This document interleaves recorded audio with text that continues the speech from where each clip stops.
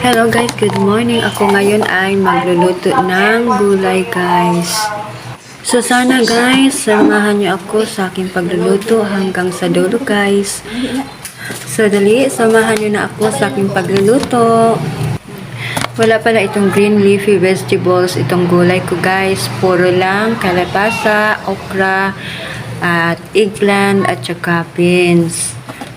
At nilagyan ko ng tuyo guys. Yan lang ang gulay na niluluto ko ngayon.